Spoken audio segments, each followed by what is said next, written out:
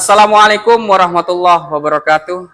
Kepada yang terhormat Bapak Ibu dosen penguji uji kinerja pada PBG Transformasi Pendidikan Agama Islam tahun 2025.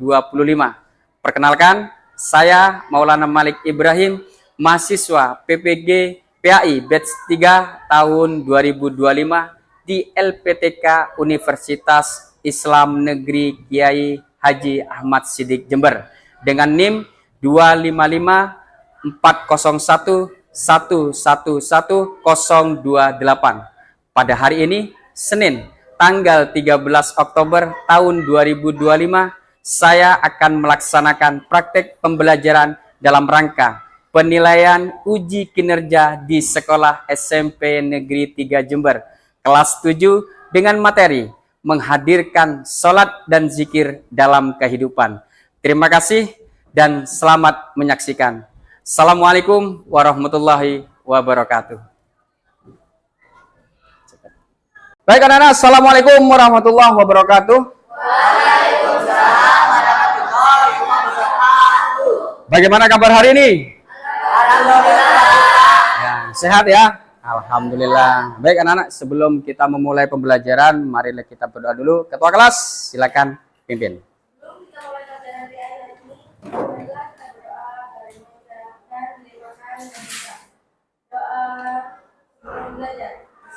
Bismillahirrahmanirrahim. Walil Islami wali Muhammadin nabiyyan wa rasulah. Amin ya rabbal alamin. Terima kasih ketua kelas yang sudah memimpin doa pada pertemuan hari ini anak-anak. Berikutnya adalah kita menyanyikan lagu Indonesia Raya. Silakan dipimpin. Hiduplah Indonesia Raya. Indonesia tanah airku, tanah tumpah darahku. Di sanalah aku berdiri, jadi pandu ibuku. Indonesia kebangsaanku, bangsa dan tanah airku. Marilah kita bersatu, Indonesia bersatu. Indonesia Raya merdeka, merdeka. Hiduplah Indonesia Raya. Baik anak-anak, supaya lebih semangat lagi setelah kita menyanyikan lagu Indonesia Raya, kita membaca selawat ya, supaya hati kita menjadi tenang dan pembelajaran supaya tercapai dengan maksimal dan bermanfaat.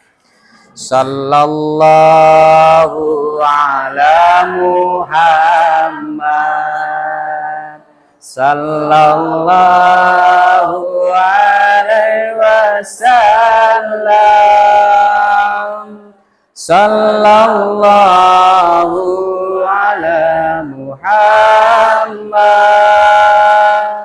sallallahu alaihi wasallam. Terima kasih anak-anak.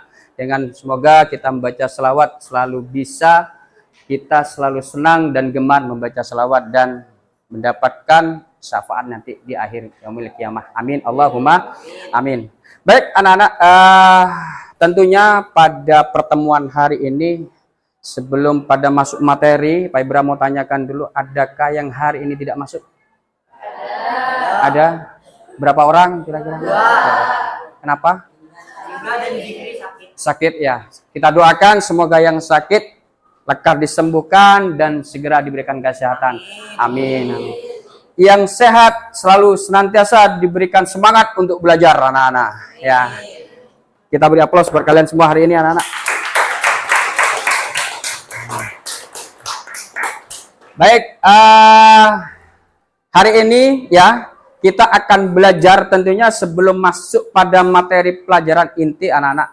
Ada satu hal yang Pak Ibra tanyakan kepada kalian. Ada sebuah bangunan, anak-anak. Ya, ada sebuah bangunan. Bagaimana bangunan tersebut jika tidak memiliki tiang?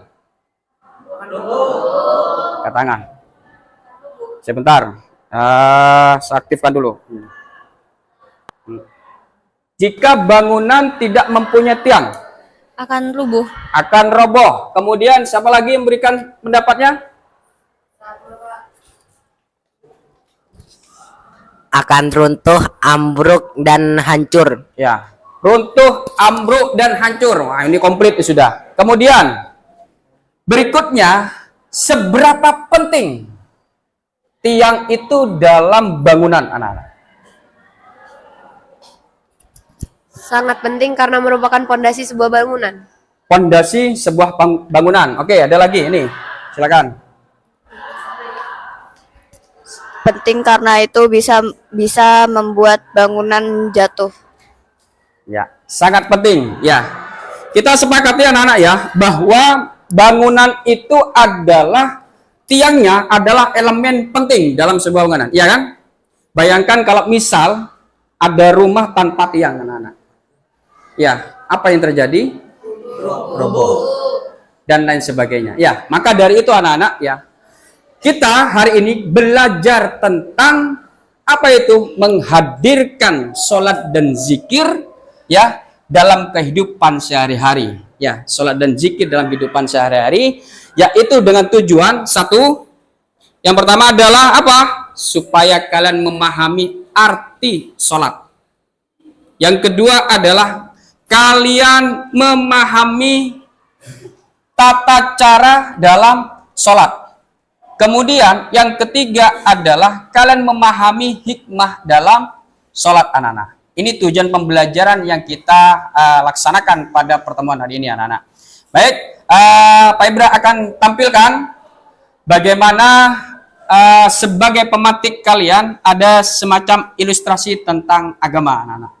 Atau sholat dijadikan sebuah sebagai tiang agama.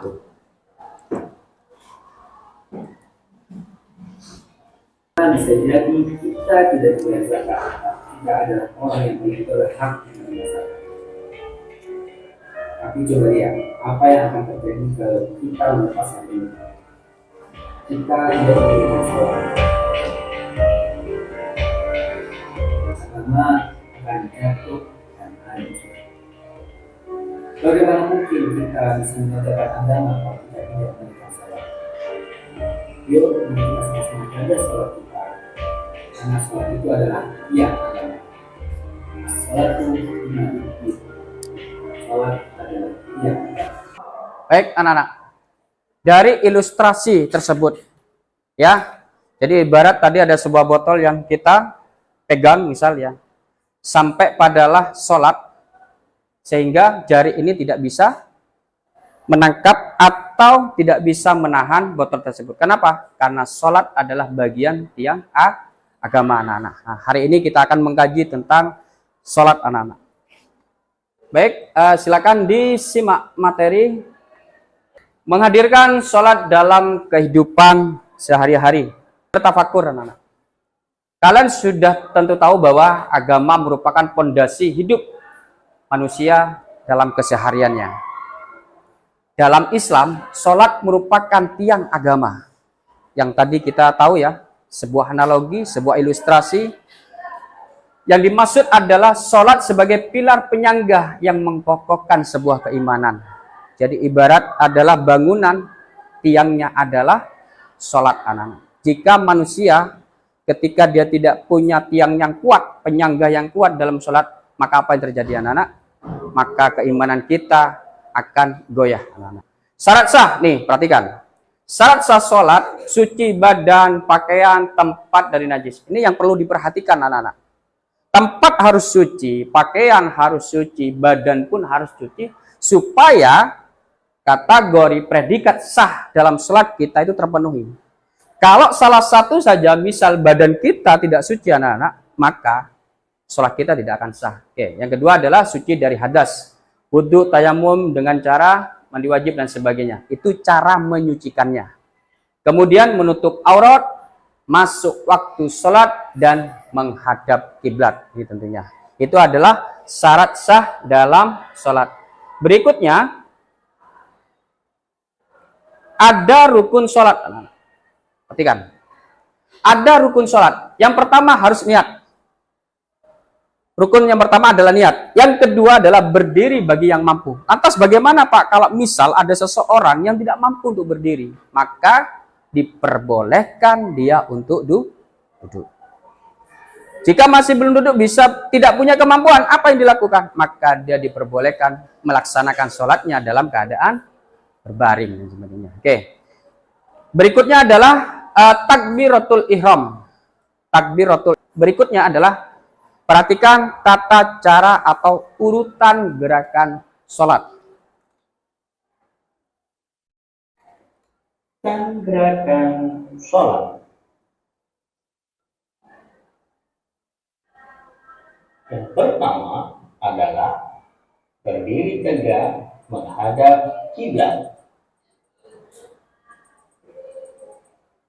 Yang kedua adalah takbiratul ihram. Materi untuk berkaitan tentang ketentuan sholat. Berikutnya adalah akan bermain ini ya. Ada sedikit permainan, yaitu masih loading. Role play, yaitu bermain peran. Nah, ini. Bagaimana sikapmu jika temanmu malas untuk sholatnya? Silakan yang mau bermain peran di sini. Malas. Loh, kenapa malas? Kan sholat yang agama. Benar tuh. Ya aku dong, terserah aku mau sholat atau enggak. Astagfirullah, Mit. Bertaubatlah, Mit. Kita tuh sudah dianjurkan untuk melaksanakan sholat 5 waktu. Oke, kita beri aplaus untuk teman kalian anak-anak yang sudah bermain play. Oke. Apa dalam permainan ini anak-anak?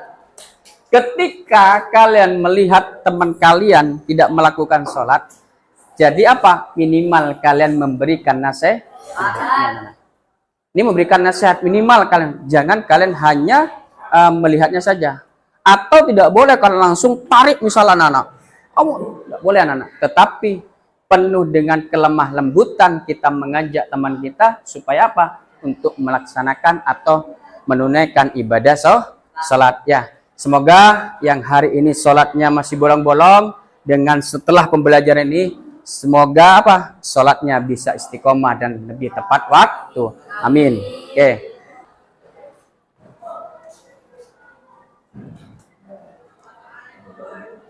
Untuk perlu diskusikan, apa masalah utama yang dialami Raffi dalam sholatnya? Kalian ini ya, klasifikasikan ada beberapa permasalahan di situ. Yang kedua adalah apakah sholat Raffi sah atau batal? Sertakan dengan penjelasannya. Silakan anak-anak untuk berdiskusi ya berkaitan dengan studi kasus tadi anak-anak.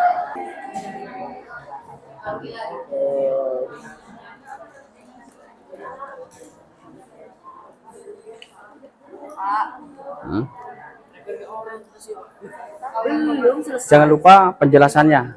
Ya, penjelasannya jangan lupa disertakan.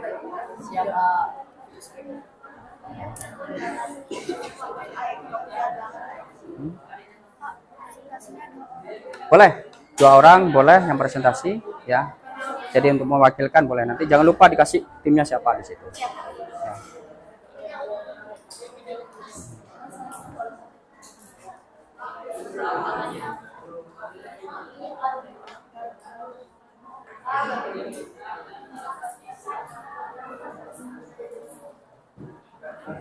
Jangan lupa dikasih penjelasan. Ya. Karena ini sudah dari semua kelompok, saatnya untuk presentasi. Timnya Aino ini. Aiko, timnya Aiko, silakan. Assalamualaikum warahmatullahi wabarakatuh. Assalamualaikum warahmatullahi wabarakatuh. Kami dari kelompok Ambatukam Syar'i akan mempresentasikan hasil kerja kelompok kami. Yang pertama, Raffi menggaruk tubuhnya berulang kali. Dan ketika adiknya memanggil, Raffi menjawab dengan singkat.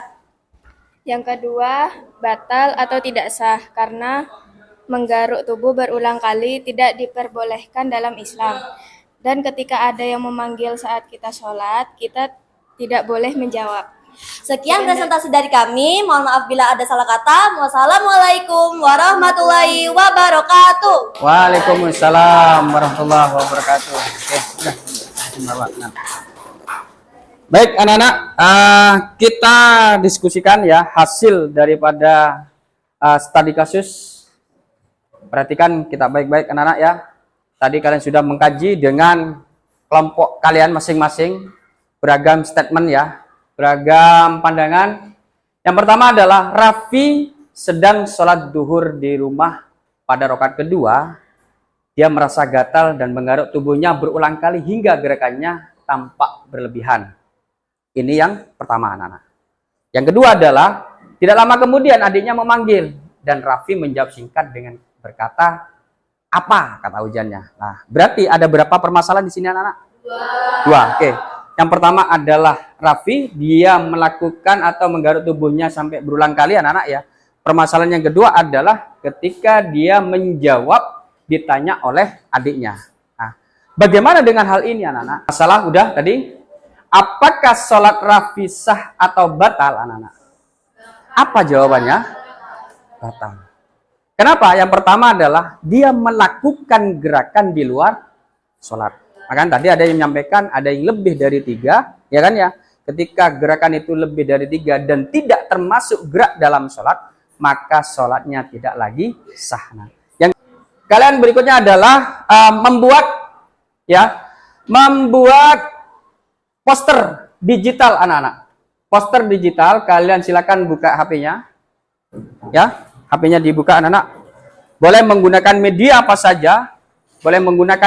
saja. Boleh Canva, boleh yang lainnya. Kalian membuat poster di sini adalah manfaat. Poster yaitu manfaat apa? Salat anak-anaknya. Manfaat salat dalam kehidupan sehari-hari. Boleh kalian menggunakan referensi di buku paket kalian atau referensi lainnya anak-anak berkaitan dengan manfaat atau hikmah.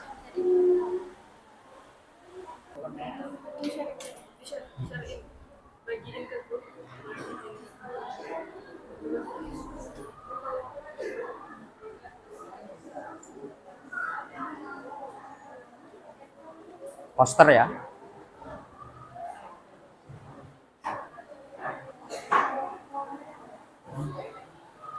Baik anak-anak, sudah semua ya? Sudah semua? Apa yang ada yang belum anak-anak sudah ya? Sepertinya sudah semua ya. Oke, silakan setiap perwakilan untuk maju ke depan. Ya, ditunjukkan ya. Kemudian anak-anak sebelum ditunjukkan kalian boleh bacakan ya hasil diskusi kalian dalam bentuk poster. Jadi sederhananya adalah kami dari tim siapa di situ dengan hasil dan sebagainya. Lanjut berikutnya. Assalamualaikum warahmatullahi wabarakatuh. Saya Ana, perwakilan dari kelompok 1 akan mempresentasikan hasil karya kita. Manfaat sholat yang kita dapat adalah menjaga diri dari perbuatan keji dan mungkar, membersihkan diri dari dosa, mendekatkan diri kepada Allah Subhanahu wa taala, melatih tanggung jawab dan disiplin, mewujudkan akhlak yang mulia, membuat hati dan pikiran menjadi tenang. Sekian dari kelompok kita. Terima kasih. Assalamualaikum warahmatullahi wabarakatuh. Waalaikumsalam warahmatullahi wabarakatuh. Ya. Nah, kita beri aplaus ya perwakilan dari kelompok kalian. Hasil kalian membuat poster yaitu sholat ya, manfaat sholat bagi kehidupan. Nah, terima kasih. Nanti tinggal kirim draftnya ke Pak Ibra ya, yang sudah kami sertakan nanti. Silakan anak-anak untuk kembali ke tempat. Anak-anak sebagai penutup ya dari Pak Ibra, kita refleksi ya, kita refleksi apa yang kalian dapatkan dalam pembelajaran hari ini anak-anak. Bisa angkat tangan dulu ya. Pembelajaran yang kalian dapatkan, silakan. Manfaat sholat dalam sehari-hari.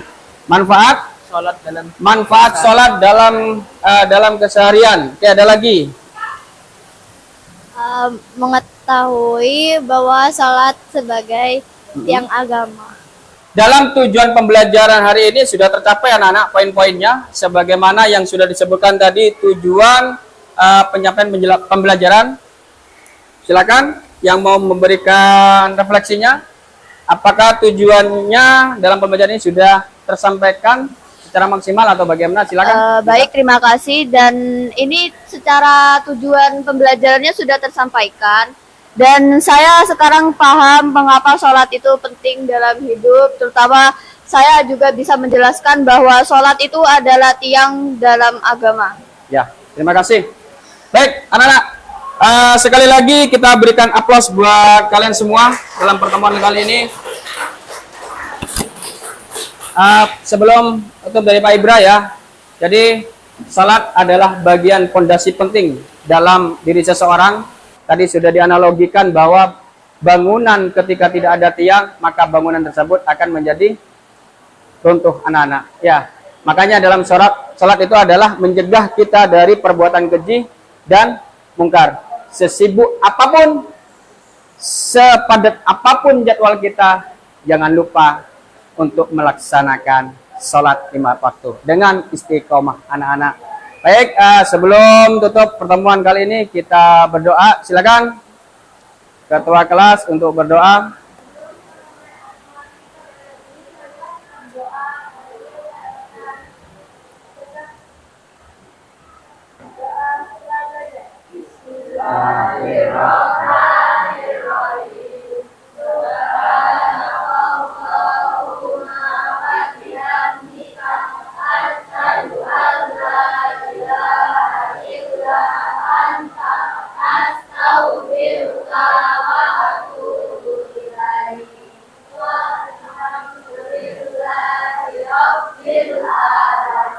Ya, terima kasih. Akhir kata dari Pak Ibra. Assalamualaikum warahmatullahi wabarakatuh.